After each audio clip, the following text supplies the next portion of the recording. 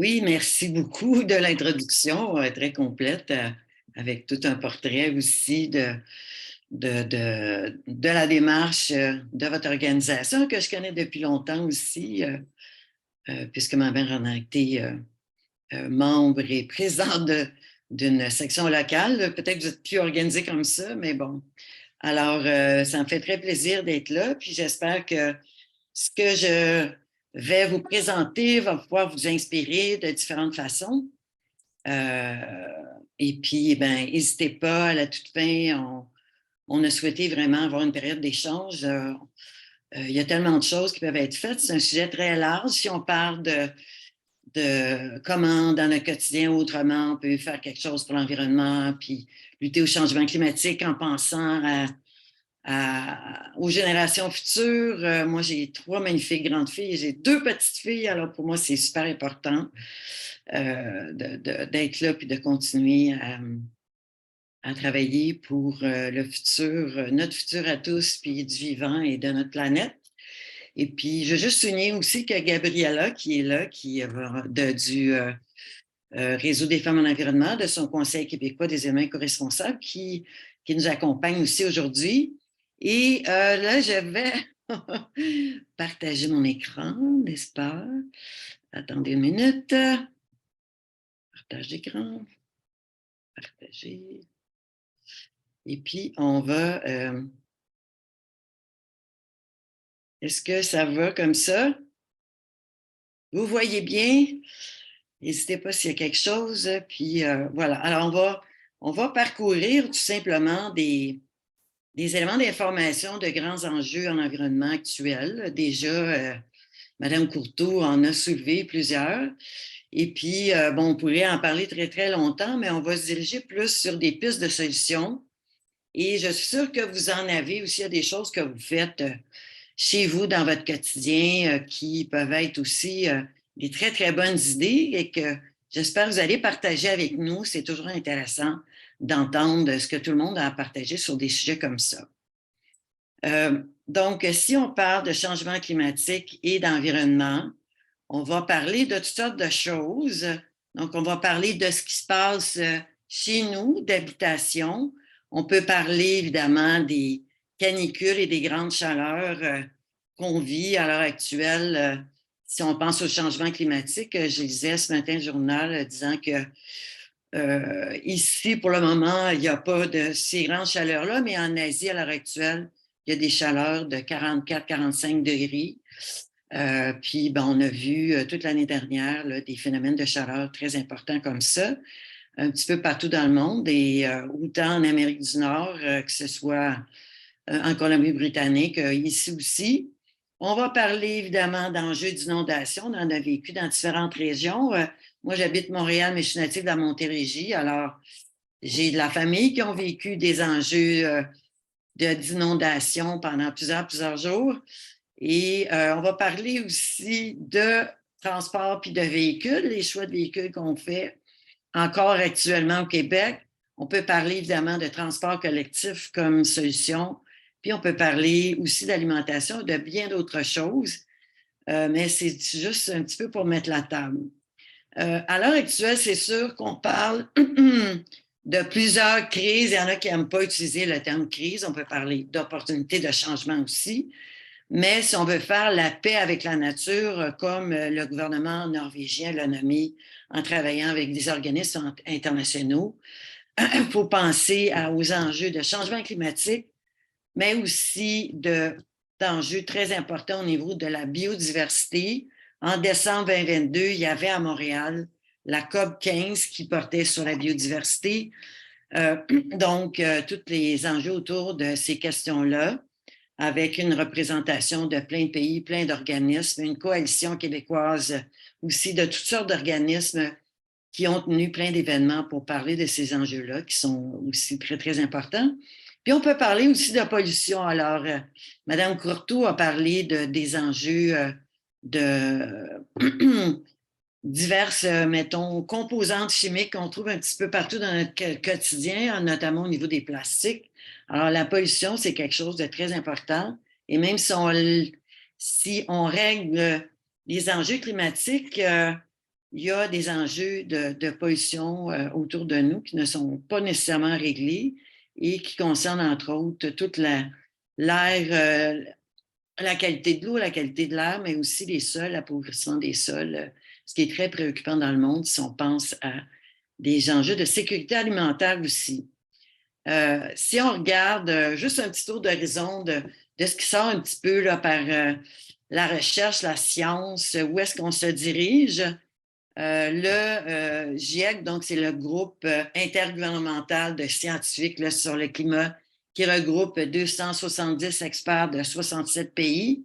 Ils ont sorti plusieurs rapports en 2022, dont vous voyez juste 2 pages couverture à l'écran, en disant avec les impacts des comportements puis des choix humains dans les 100 dernières années, on constate que le climat, on a une augmentation des températures d'une moyenne de 1,5 degrés centigrades d'augmentation, alors qu'avec le sommet sur le climat à Paris, ce qu'on veut viser comme société, c'est un maximum de dépassement de 2 degrés centigrades. Sinon, au-delà de ça, on ne sait pas comment tout ça va se comporter.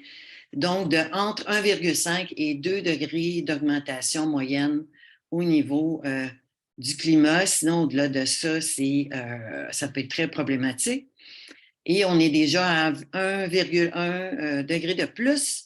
Les plus touchés sont en général les moins en mesure d'y faire face, donc des populations vulnérables, autant si on regarde au niveau international, donc dans des pays dits du Sud, mais ici aussi des populations qui peuvent être plus vulnérables. C'est pour ça que le réseau s'est intéressé, entre autres, aux enjeux différenciés hommes-femmes, mais on peut penser aussi aux populations qui vivent dans le nord du Canada, du Québec, les femmes autochtones, entre autres.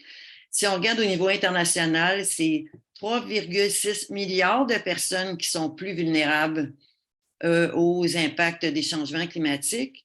En Amérique du Nord, on a vécu déjà, on l'a dans notre vécu réel, plus d'événements externes, extrêmes climatiques. Il y a plus de mortalité à cause, entre autres, des vagues de chaleur, des canicules.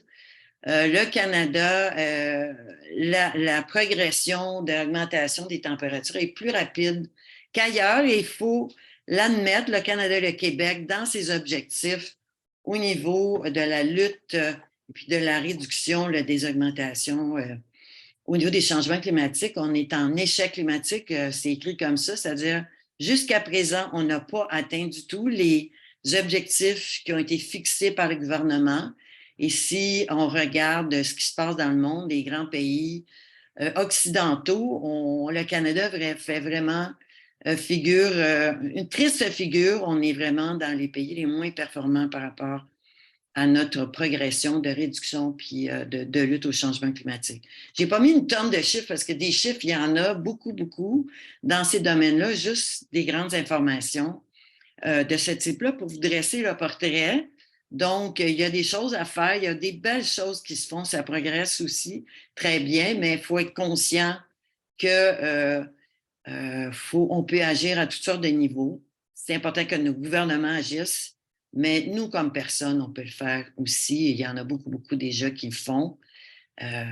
Donc, voilà. Si on regarde un petit peu dans quel domaine, au niveau du Québec, il y a le plus d'émissions de gaz à effet de serre. Je ne sais pas si vous avez déjà vu les présentations. On parle en général, c'est vraiment le domaine du transport où on a le plus d'émissions.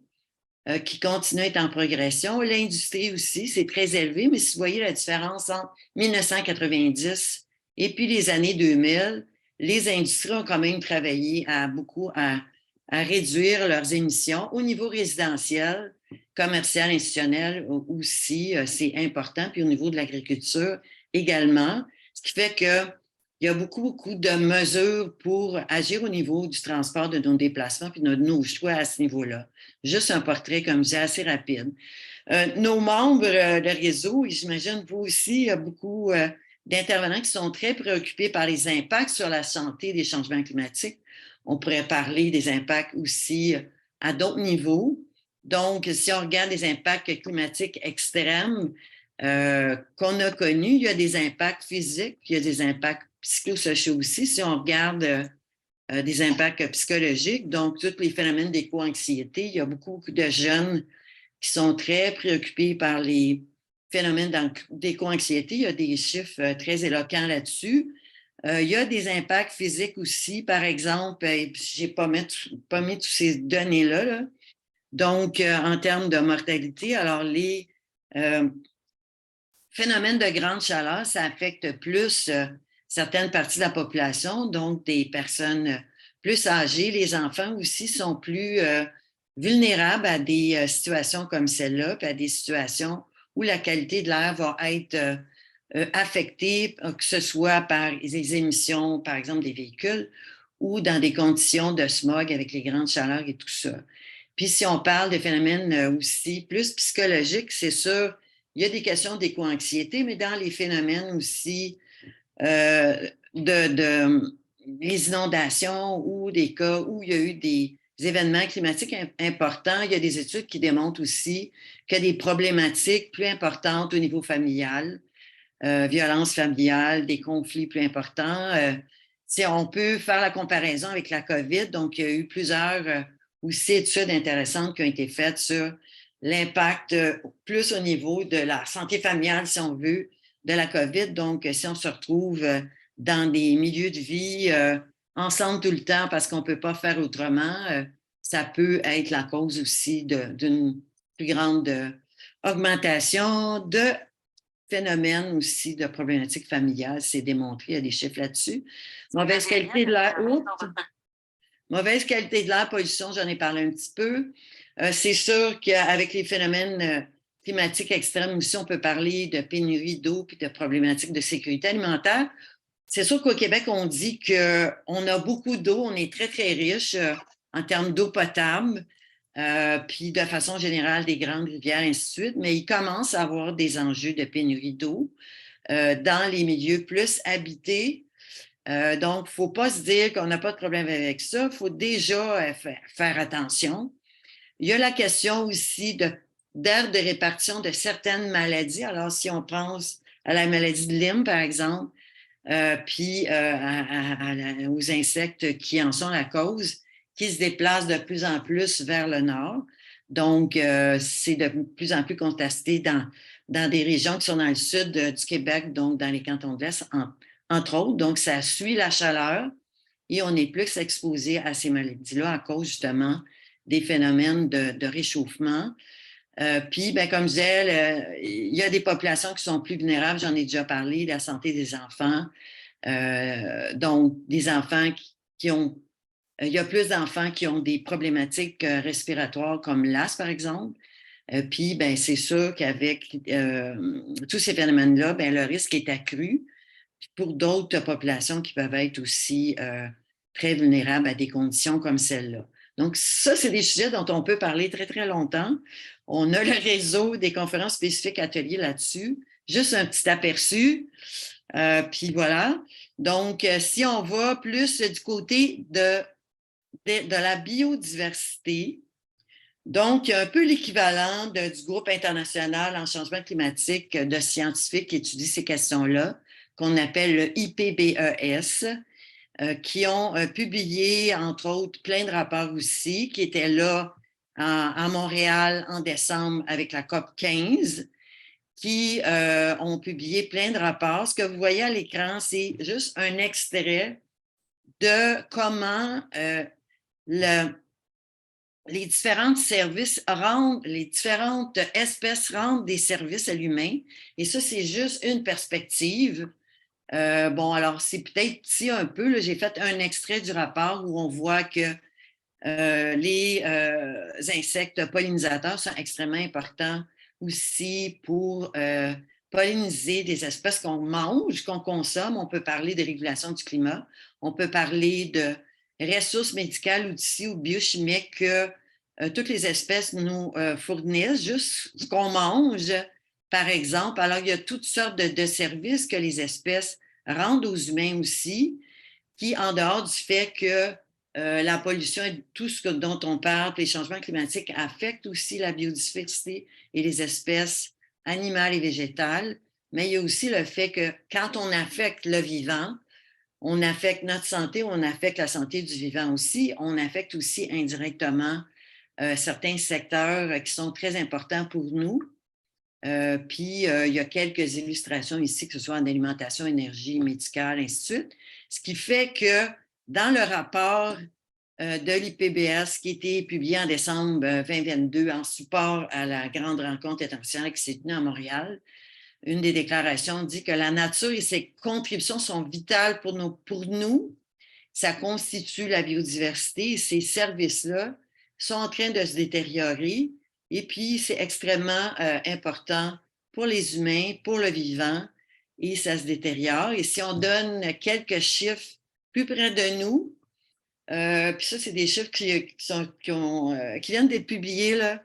Donc, au Canada, on peut parler de 640 espèces végétales et animales qui sont en péril. Alors, on a des milliers d'espèces qui sont présentes au Canada. Si on donne quelques exemples très concrets au Québec qui sont d'espèces en détérioration, on peut parler du caribou forestier, on peut parler du beluga, on peut parler de la rainette faugrillon que vous voyez sur l'image et le chevalier cuivré qui est une espèce de poisson qui vit dans le Richelieu, entre autres, à côté de ma ville natale, puisque je viens de Saint-Jean-sur-Richelieu. Et c'est juste quelques petits clins d'œil, là, parce qu'il y a beaucoup d'informations là-dessus. Donc, biodiversité, c'est aussi extrêmement important. Madame Courteau a parlé des plastiques, de toutes sortes de questions comme ça. Là, des données en pollution, il y en a plein aussi concernant l'air, l'eau, les sols.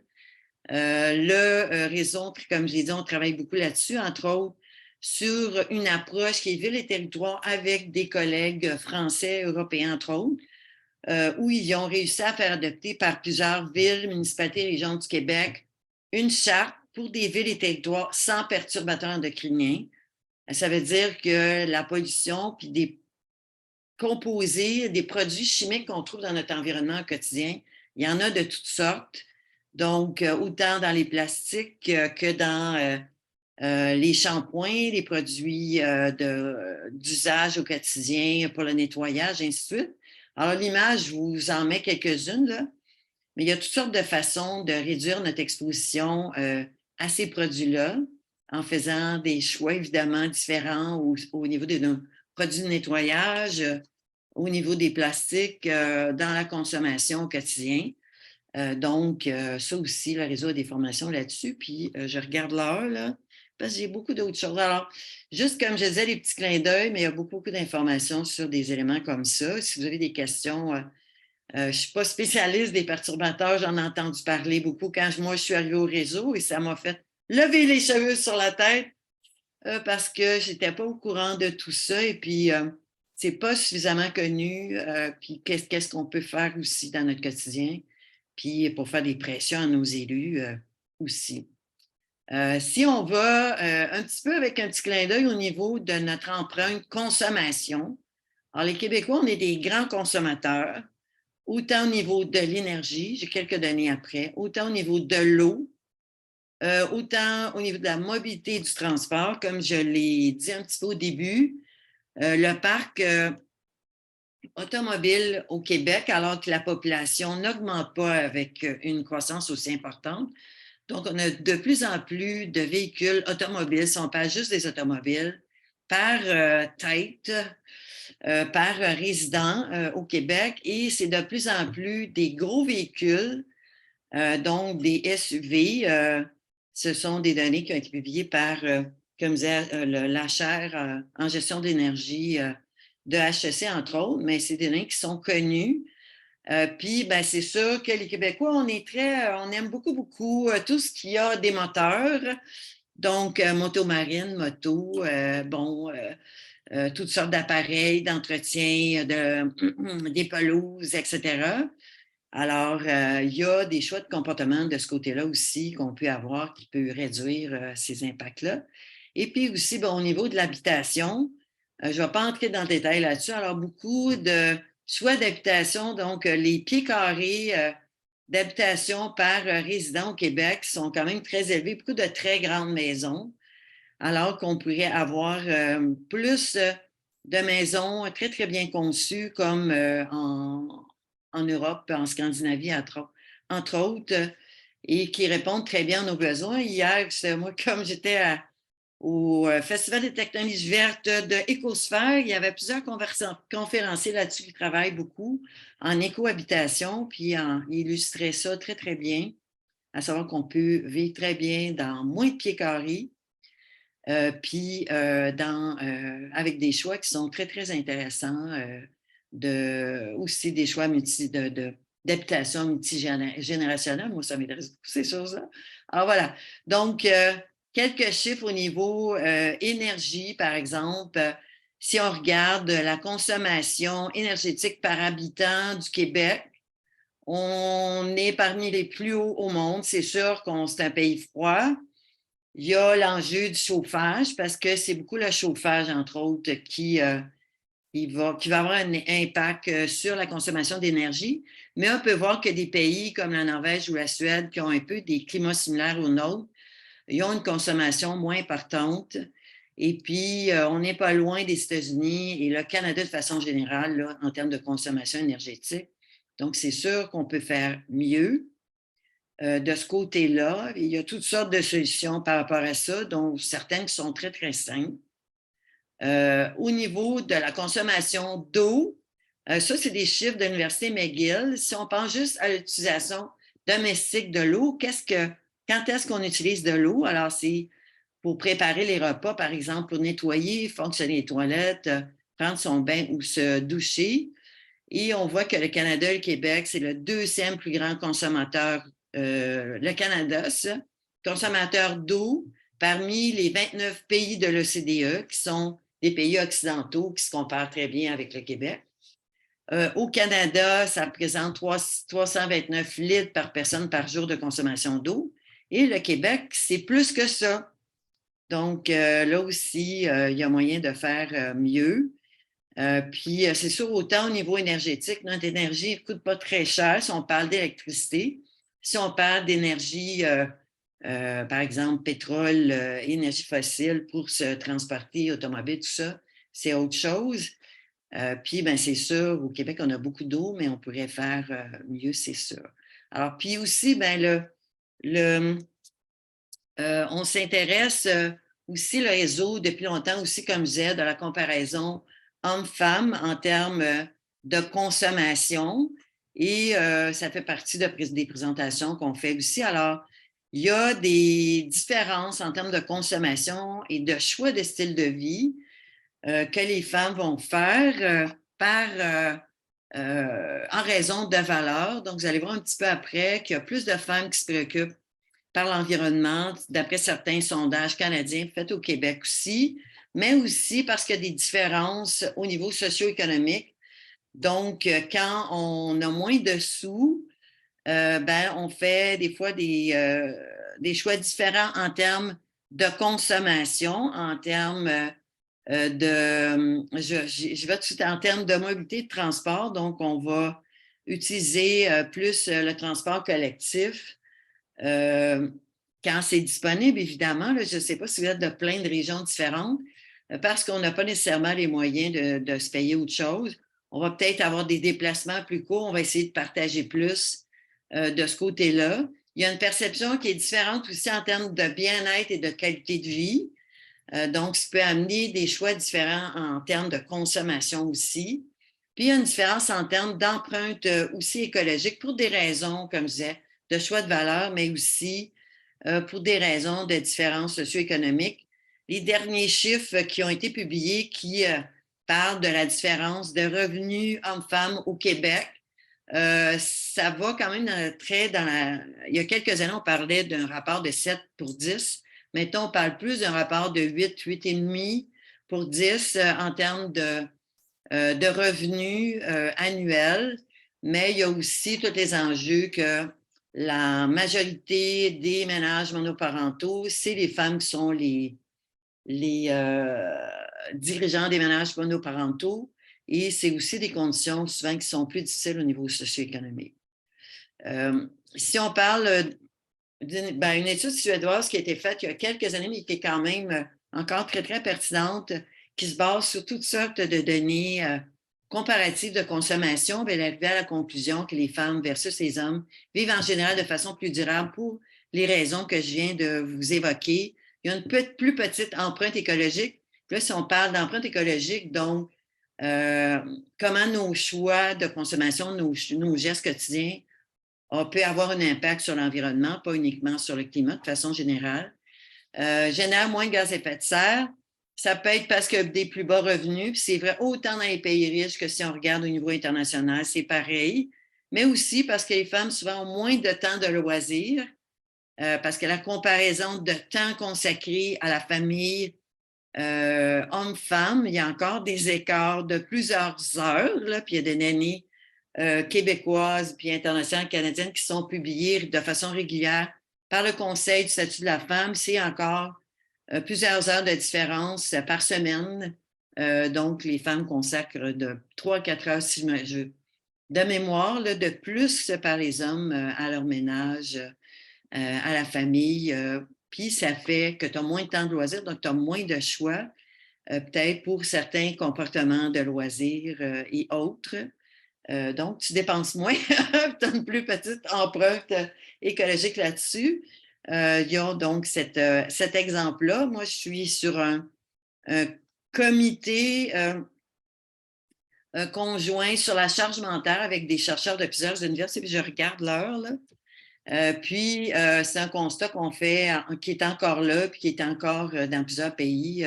Puis, ça peut être pour différentes raisons d'éducation.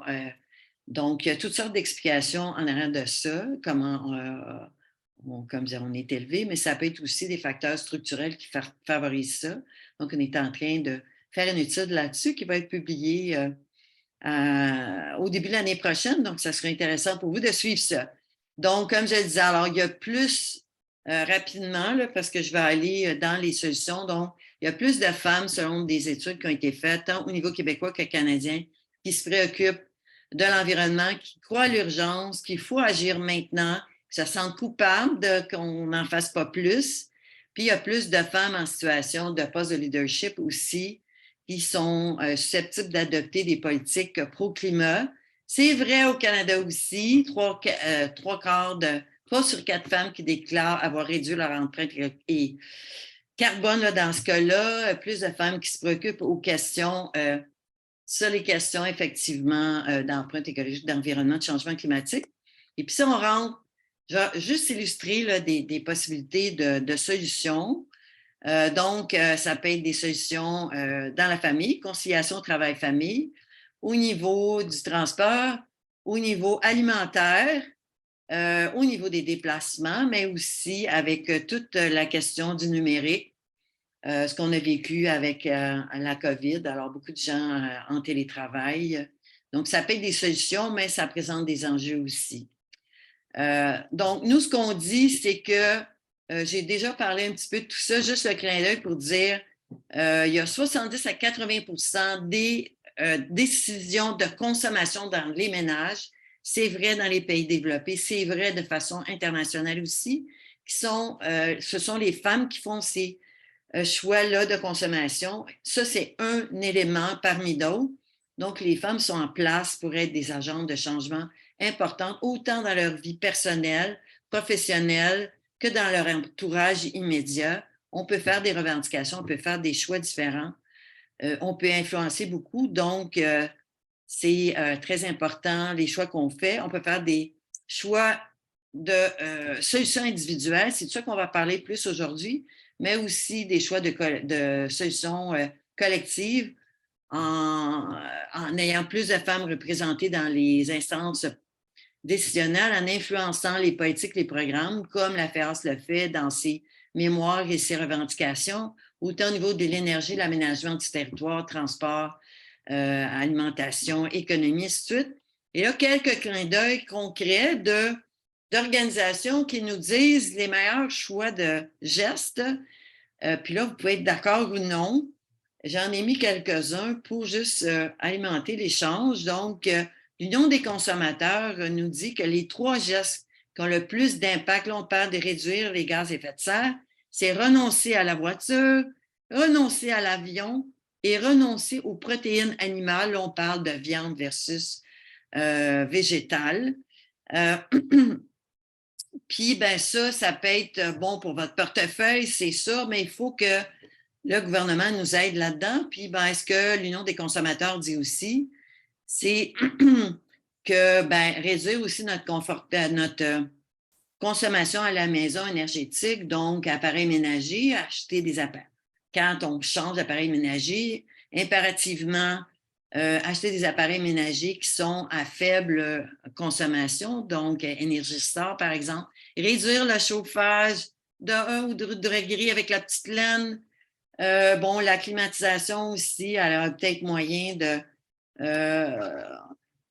se climatiser autrement en ouvrant les fenêtres. Alors, puis au niveau des déplacements personnels aussi, il y a des choix qui peuvent être faits qui vont réduire l'impact de façon générale. Toute la question du gaspillage alimentaire, donc ça veut dire qu'au Canada, on gaspille beaucoup, plus que la moyenne mondiale, c'est sûr, même plus que les Américains.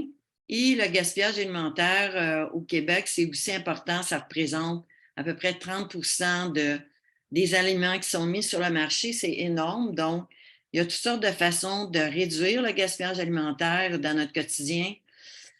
Puis, ça veut dire moins de gaz à effet de serre, moins de perte de biodiversité. On peut nourrir la planète avec tout ce qui est produit.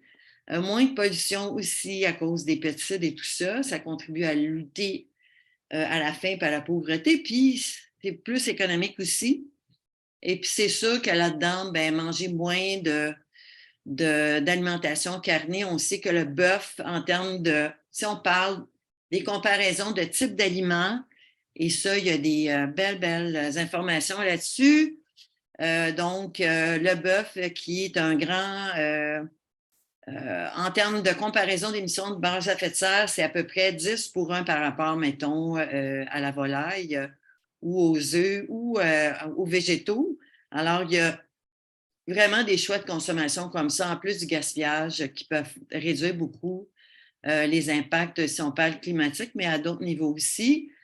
Le vêtement, comme j'ai quelques clins d'œil, donc l'industrie du vêtement, c'est le deuxième plus grand pollueur au monde, entre autres l'industrie textile, les rejets dans l'eau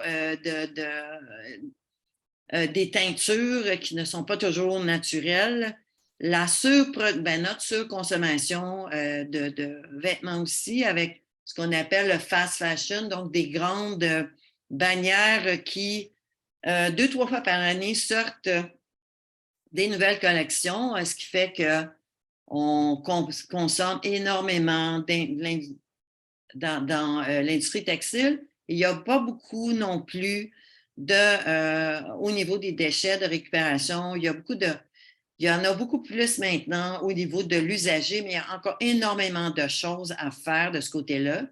Et en plus, bien, si on parle des transports, ça représente plus d'émissions que le transport aérien et maritime combinés si on parle au niveau des gaz à effet de serre.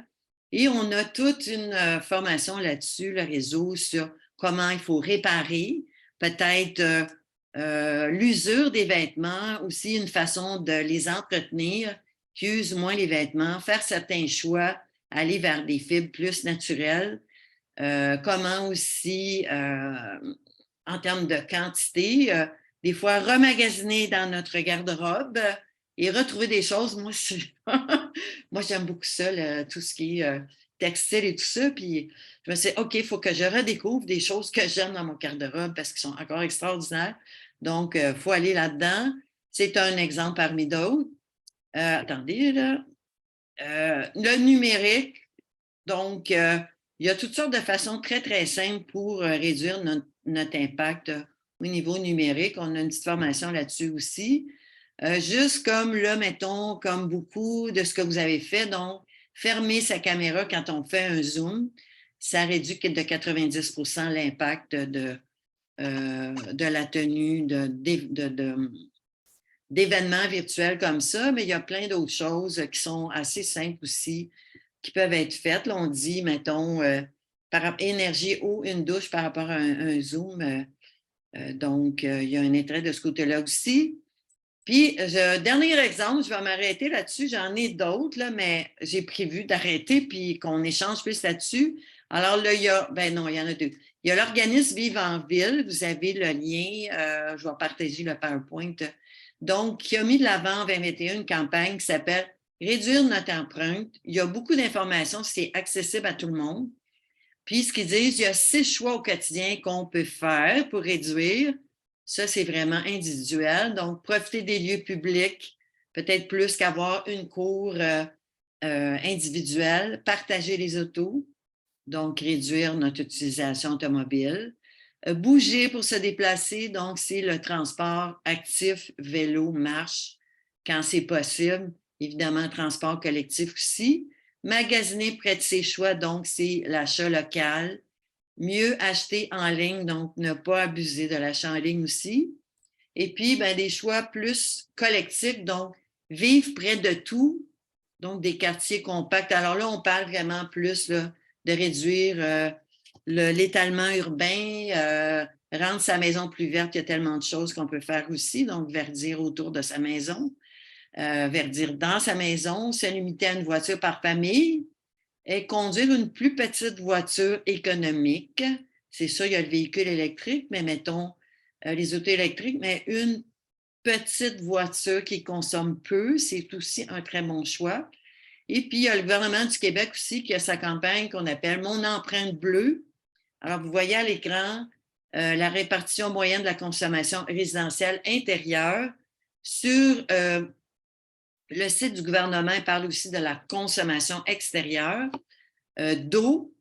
Et c'est évidemment arroser peut-être moins, recueillir de l'eau de pluie, prendre une douche courte plutôt qu'un bain, remplir la machine à laver le plus possible dans la mesure où c'est efficace aussi, puis le lave-vaisselle pour réduire la consommation d'eau, le brossage de dents, donc on coupe l'eau. Alors, il y a plein de petits gestes au quotidien comme ça qu'on peut faire, autant à l'extérieur de notre résidence qu'à l'intérieur pour réduire notre empreinte bleue dans ce cas-là, donc notre empreinte eau, ou notre empreinte de façon plus générale, comme vivre en ville l'illustre.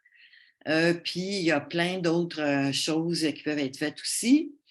La semaine passée, j'ai assisté à l'avant-première et ça passait à Radio-Canada, je pense que c'était jeudi passé, du documentaire sur Après la Romaine, où entre autres, il y a tout un témoignage de la poétesse Innou et d'élus locaux, des représentants de la bande Innou aussi de la Romaine, de Roy Dupuis qui était là de jeunes, qu'on a amené faire une descente de rivière. Alors, tout ça, c'est pour garder nos belles rivières qui ne sont pas encore aménagées, sauvages, c'est des milieux naturels exceptionnels que c'est important de protéger.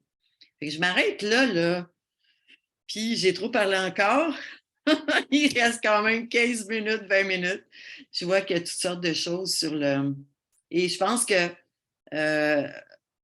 si je partage mon PowerPoint, ça me fait plaisir. Là. Donc, il y a des liens avec des ressources du réseau, mais aussi d'autres recommandations qui viennent du GIEC en disant vous pouvez faire telle chose, telle chose, telle chose, en ordre de choix sur l'impact le plus efficace. Mais c'était trop long. Alors, j'ai préféré aller avec des exemples comme ça, puis en vous écoutant après, puis en essayant de répondre à vos questions dans la mesure du possible. Je ne sais pas tout, je ne suis pas parfaite du tout, du tout. Et puis, il ne faut pas gêner là, pour dire, je veux comprendre mieux ou partager ce que vous faites chez vous. C'est, comme je disais, c'est toujours super intéressant d'entendre ce que vous faites, ce que vous pouvez faire chez vous. Puis je vais arrêter le partage d'écran à ce moment-là. Voilà. Merci. Merci beaucoup, France. Très, très intéressant. Moi, j'ai quelques questions qui sont venues dans le fond de notre chat. Je vais commencer avec la première. Comment découvrir les produits cosmétiques ayant des éléments toxiques dedans? Ben, il y a plusieurs possibilités pour ça. Euh, Ben, en fait, comme je le disais, le Réseau des femmes de l'environnement, on s'intéresse à ces questions-là depuis longtemps. Donc, si vous allez sur le site du réseau, on a tout un espace sur des questions de santé environnement. On a des publications aussi, mais aussi on a des petites formations pour effectivement qui sont vraiment pour tout le monde, pour dire, ben, écoutez, vous pouvez faire tel geste pour. Donc, les produits problématiques, on a parlé des plastiques, on a parlé dans le PowerPoint, j'avais l'image que j'avais mis sur les perturbateurs, les parabènes, les phtalates, donc les retardateurs de flamme qu'on va retrouver, mettons, des fois dans nos ordi, un meuble neuf qu'on achète, il y en a dedans. Donc, il y a un choix entre la sécurité, puis des questions de réduire notre exposition au niveau de la santé. Alors, des gestes comme passer l'aspirateur, des choses comme ça. Alors, il y a des informations sur le site du réseau, mais il y a des grands organismes comme Équiterre, par exemple, qui se sont intéressés à ça. Donc, je ne sais pas, peut-être que sur le PowerPoint, je pourrais ajouter certains liens, là, mais il y a beaucoup d'informations qui existent, que ce soit dans les ressources du réseau ou si vous voulez à un moment donné avoir une conférence spécifique là-dessus, la FEAS, on a du monde comme des Gabriella là, dans l'équipe ou Lise Parent qui est une écotoxicologue qui travaille là-dessus, qui est sur le site du réseau, qui peut vous en parler de toutes sortes de façons. On a des petites vidéos aussi très courtes qu'on a fait sur le sujet là, qui pourraient expliquer des choses. Donc, comme je disais, il y a plein de choses qui existent. Là, je n'irai pas plus loin là-dessus. Parfait, merci beaucoup. Oui, c'est en effet une très bonne question, hein, parce que s'il y a tellement de produits sur le marché, donc une très, très bonne question. Ma prochaine question qui est venue de notre chat, c'est Oui. comment faire tout ça? Comment faire sa marque dans une société où notre base, c'est toujours de consommer toujours plus? C'est une grande question aussi. Mhm. Ben, c'est pour ça que dans la présentation, là, on avait convenu d'axer plus sur qu'est-ce qu'on peut faire comme personne. Donc, il y a plein de choix qu'on peut faire de consommation ou de comportement dans notre quotidien qui déjà peut avoir un impact très positif par rapport à tout ce qu'on a évoqué. Souvent, moi, je termine en disant, ben, chez vous, il y a plein d'initiatives, il y a plein de choses qui se font, il y a plein d'organismes qui travaillent sur des questions comme ça, où vous pouvez devenir membre, vous pouvez vous joindre, donner un coup de main. Alors, le réseau, c'en est un, mais il y en a dans toutes les régions, des organismes environnementaux. Il y en a qui travaillent, ben, la FEAS, je pense, fait des choses aussi. Il y a des organismes qui travaillent beaucoup sur des tables aussi, des tables de femmes qui travaillent sur des enjeux sociaux et environnementaux, parce que en général, c'est lié, donc des questions de justice environnementale puis la justice sociale, ça va ensemble. On ne peut pas nier que c'est très, très lié. Il y a, par exemple, le mouvement Mères au front qui est maintenant, il y a 26 groupes locaux à travers le Québec de Mères au front qui s'intéressent, qui sont, c'est parti parce qu'il y avait un découragement par rapport au fait que ça avance pas plus vite que ça. Si on parle de changement climatique, ça fait 30 ans, 40 ans qu'on en parle de changement climatique. On est rendu à la COP 27 et on n'a pas l'impression que ça a progressé tant que ça. Donc, il y a un certain découragement par rapport au gouvernement. Donc, puis un phénomène d'indignation puis de colère. C'est un peu pour ça qu'entre autres, Anaïs Barbeau-Lavalette, que vous connaissez peut-être, qui est écrivaine, qui est comédienne, qui fait plein de choses. Et puis, Laure Waridel ont créé Mère au front. Donc, pour créer des pressions, vous pouvez en créer un organisme comme ça chez vous, ou, ben, comme je disais, le réseau est là aussi avec toutes sortes de ressources de formation, d'accompagnement, ainsi de suite. Donc, pour vous aider, vous inspirer. Mais moi, j'ai toujours tendance à dire, il y a plein de choses qui se passent chez vous. Dans toutes les régions, il y en a. Puis, c'est extrêmement intéressant. Donc, il y a des groupes en transition aussi. Il y a les conseils régionaux de l'environnement qui sont là. Comme je disais, moi, je fais partie du CA, du Réseau québécois des groupes écologistes. Puis, il y a des membres, autant aussi du Front commun pour la transition énergétique, il y a des membres du réseau un petit peu partout. Vous pouvez trouver ça facilement, autant comme j'ai des tables de femmes que des groupes qui vont vous accueillir avec grand plaisir. Puis, ça peut vous donner d'autres moyens. Puis, c'est intéressant de pouvoir se retrouver avec des gens de chez nous, puis d'en parler, là, puis de voir ce que d'autres font, ce que d'autres pensent. Moi, j'en ai fait plusieurs fois des présentations sur genre et changement climatique, oui, dans des organismes communautaires là, qui s'adressent plus aux femmes. Puis on a eu des très, très beaux échanges. Puis c'était... donc, je pense que ce n'est pas les endroits qui manquent, mais déjà, juste en y pensant, là, juste essayer d'y penser, ben, demain matin, qu'est-ce que je fais dans ma journée? Y a-t-il quelque chose que je peux faire, moi, pour, ben, si on parlait de l'enjeu chauffage, ben, baisser un petit peu, sortir ma petite laine. Par exemple, en tout cas, il faut rester confortable, mais bon, il y a des choses qu'on peut faire très, très bien. Puis tout le monde ensemble, ça a vraiment un effet. En effet, merci beaucoup. Je pense que c'est vraiment les petites actions qui s'accumulent de ce côté-là. Je pense qu'on peut finir avec une dernière question avant de peut-être ouvrir la place à nos participants sur peut-être une action qu'ils pourraient faire dès aujourd'hui. Alors, notre dernière question serait, pourrais-tu, s'il te plaît, expliquer un petit peu rapidement ce qu'est l'écoféminisme? Oh my God!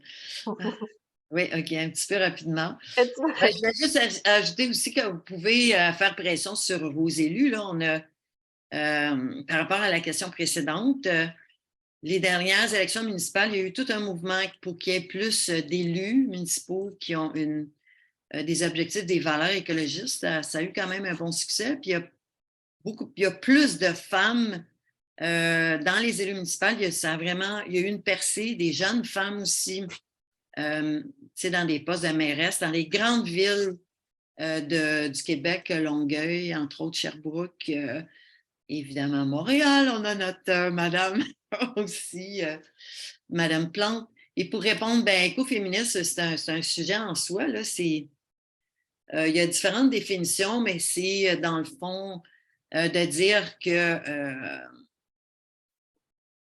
toutes les inégalités dues hommes-femmes, dues au capitalisme, au paternalisme, à la place que les femmes n'ont pas eu n'ont pas encore dans la société, ben, on peut comparer ça à comment, comme humanité, on traite la planète et la nature. Et c'est des oppressions qui se comparent. Puis les écoféministes sont arrivés avec une pensée comme celle-là. Donc, si on travaille contre les oppressions qui ont un effet négatif sur la biodiversité, sur la nature en termes de changement climatique, mais aussi tous les phénomènes d'inégalité dans le monde par rapport hommes-femmes, des populations vulnérables, dans une vision d'intersectionnalité, on travaille globalement pour le bien-être de tous. Donc, c'est vraiment une comparaison entre les deux qu'on peut faire. Puis, il y a toutes sortes de mouvements, c'est sûr, de pensée dans l'écoféminisme. Il y a de l'écoféminisme qui est plus, mettons, radical et d'autres qui est plus soft, là, si on veut. Mais ça va tout dans la même direction. C'est ce que je peux dire à mon niveau. Merci beaucoup, France. J'ouvrirai maintenant la place à tous nos participants à partager peut-être une action qu'on pourrait prendre dès aujourd'hui. Je vais partir le bal. Par exemple, moi, j'ai un grand terrain chez nous, en avant et en arrière de notre maison. Et nous, ce qu'on a décidé de faire depuis qu'on a acheté la maison, c'est de ne pas tondre le gazon pour le mois de mai. pour donner une petite chance à nos abeilles qui ont besoin de notre aide en ce moment. Est-ce que quelqu'un d'autre aurait une petite action quotidienne à suggérer?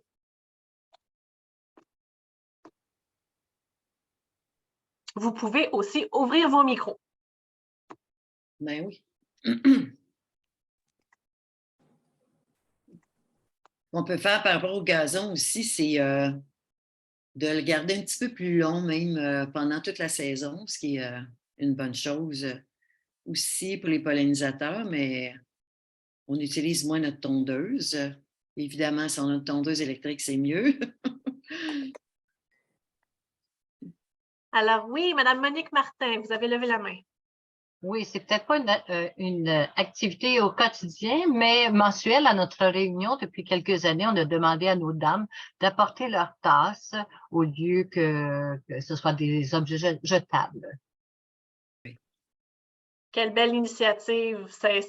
Et c'est vraiment les petites actions. Hein. Je pense que c'est ça s'il y a une chose à retenir de notre conférence d'aujourd'hui, c'est que c'est les petites actions qui s'accumulent et qui font la différence. Hein. Ça prend un domino pour faire tout débouler. Merci beaucoup. Je vais inviter Mme Lise Courteau qui a levé la main. Ah non, je n'ai pas levé la main, j'ai levé un pouce. Bon. Madame Denise Laprise, oui, bonjour. Moi, j'aimerais dire que, bon, il faut que je ferme mon cellulaire. J'avais un rendez-vous, donc je vais devoir vous laisser. J'ai oublié le rendez-vous. J'ai mis des commentaires là, dans le chat. Vous pourrez toujours les lire, je m'excuse. Pas d'excuses nécessaires. Merci beaucoup d'avoir pris le temps d'être ici. Alors, est-ce que quelqu'un d'autre aurait peut-être une autre idée, une autre action à poser au jour le jour? Par exemple, Madame Francine Chabot. Oui. Quand tu prends ta douche, tu fais couler l'eau, tu te mouilles. Bon, ben, quand tu laves tes cheveux, le temps que tu laves tes cheveux, ben, ferme l'eau. Et puis après ça, tu le rinces. Puis là, ben, quand le corps, ben, fait que ça diminue le débit d'eau. Oui. Puis il disait aussi à la télévision, je le croyais quasiment pas, tu disais à ton lave-vaisselle, tu pars ton lave-vaisselle quand il est plein. Mais quand tu laves, c'est ça, tu vas chercher une assiette, puis tu laves. Mais il dit, quand tu fais ta vaisselle comme ça, tu prends à peu près 15 litres d'eau parce que tu rinces, puis tout ça. Alors que si tu mets ton lave-vaisselle à demi-plein, puis que tu le mets, tu économises beaucoup. Merci beaucoup. Un très bon conseil de ce côté-là. Je vais partager aussi peut-être le petit conseil de Mme Noëlla Guévremont. Je m'excuse si j'ai massacré votre nom, mais on sait que la plupart des maisons et des appartements ont une corde à linge pour faire sécher notre linge. Donc ça, c'est une belle action quotidienne et je ne sais pas pour vous, mais moi, il n'y a rien qui sent mieux que du linge séché frais de l'extérieur. Ben, même si on n'a pas de corde à linge, parce que c'est pas tout le monde qui a la possibilité d'avoir une corde à linge, ben, le petit séchoir, là, le petit séchoir dans la maison, une place, un espace, ça fait de l'humidité dans la maison aussi, des fois le chauffage. Et puis, ça use moins parce que les sécheuses, ça use beaucoup les vêtements. Là, je parlais de l'impact vêtements textiles. Ben, c'est une possibilité aussi, là. Chez moi, est-ce que je peux parler, ça va? Oui? Oui! Chez moi, je sais que pour la sécheuse, je fais beaucoup attention à ça. Je mets mon linge dans la sécheuse à peine juste pour le défroisser et puis je le mets justement, je l'étends dans ma salle de bain pour que le reste sèche à l'air comme ça, ou l'été comme de raison avec la corde à linge, là, c'est encore mieux, là. Comme vous disiez, la senteur de tout ça, mais c'est une affaire que je me suis mis à penser. J'ai dit, je ne sais pas combien de chaleur qu'on peut envoyer maintenant dans l'atmosphère à cause de nos sécheuses. Comme je disais, c'est pas tout le monde qui fait ça, là, qui va réchauffer leur peignoir, juste partir la sécheuse pour réchauffer leur peignoir ou faire sécher juste un vêtement. Mais je veux dire, quand on pense juste ces petites attentions-là, je pense que ça pourrait peut-être faire une différence. En effet, je pense que toute petite action va faire une différence et Madame Gay, vraiment, vous m'avez même fait penser au fait que des fois, on fait des actions sans le vouloir, sans réaliser l'impact que ça peut avoir. Je vous donne un exemple de ma part. Les chaussettes, l'hiver, les faire réchauffer dans la sécheuse, faire une petite paire de chaussettes, j'en suis coupable. Merci de me remettre au jour. Mais il y a des petits, pas des présentoirs, mais des petits accessoires que tu mets au-dessus de ton calorifère. Tu peux les faire réchauffer quand même. C'est vrai, un très bon point. J'inviterais, s'il le veut bien, M. Jean-François Desmarais à partager sa petite astuce pour l'environnement. Oui, bonjour. C'est ça, c'est de prendre mon vélo électrique pour aller faire des petites commissions plutôt que prendre ma voiture. Surtout que je suis assez proche de plusieurs magasins. Donc, puis c'est sûr, je ne commencerai pas à faire une grosse épicerie, malgré que je suis en train de penser de m'équiper d'un genre de petite remorque pour mon bicycle pour pouvoir mettre mon épicerie. Puis quand je la commande, j'ai juste à aller la chercher. Et puis, je suis à 3 km à peu près, donc c'est pas si loin que ça. Un vélo électrique, mais ça se fait très bien. Merci beaucoup d'avoir partagé ça. En effet, je pense que c'est une très belle idée.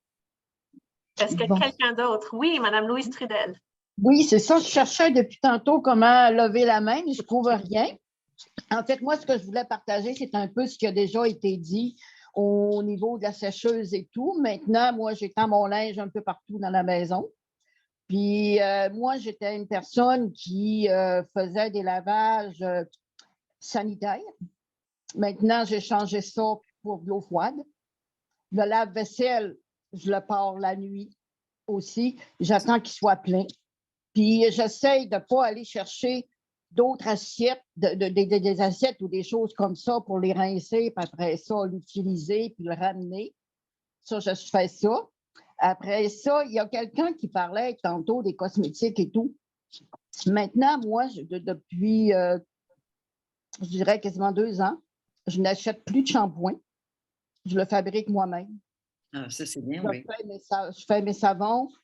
Quand j'ai besoin d'une crème, je cherche une recette, je la fais.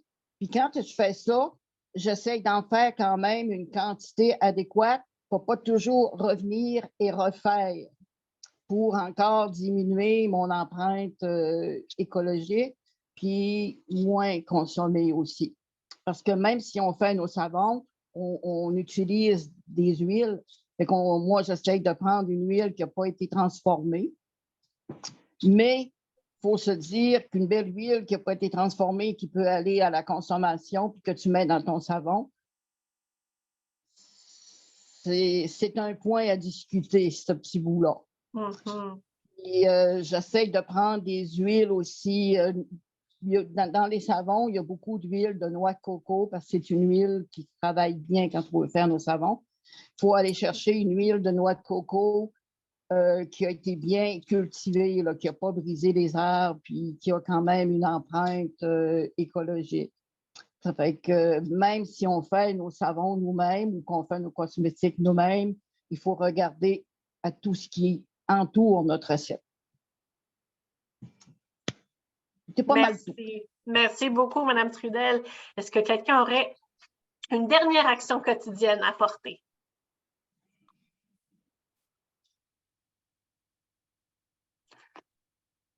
Parfait. Ben, je tiens à vous remercier, mais aussi beaucoup à remercier le réseau de nous avoir permis de se rassembler en cette journée si importante. Je pense que peu importe nos perspectives, peu importe nos intérêts dans la vie, s'il y a une chose qu'on sait qu'on va léguer aux générations futures, c'est la Terre. Donc, vraiment important d'apporter nos petites actes, de changer nos petites actions quotidiennes pour laisser une terre plus en vie et moins amochée le plus possible. Je vous remercie d'avoir pris un moment pour être ici avec nous. Ah, je vois que nous avons une dernière main levée, donc je vais laisser la place avant de vous remercier et de vous dire au revoir. Oui, bonjour. Bonjour. C'est Bérangère de Charlesbourg. Alors, ce fut super intéressant. Alors, j'ai pris quelques notes et puis ça a été plaisant d'entendre tous ces conseils. Je vous remercie bien. Merci beaucoup. Alors, merci à Mme France Levert et merci au nom de l'AFEAS et du réseau, merci à vous d'avoir pris un moment. C'est à travers vous que nous allons réussir à changer le monde. Donc, merci beaucoup et bonne journée.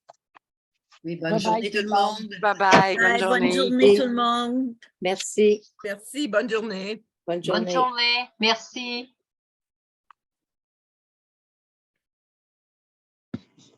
Je ne sais pas si vous voulez dire un petit mot. Merci, Mme Trudel, de vos... Oui. Oui, ça, on fait ça des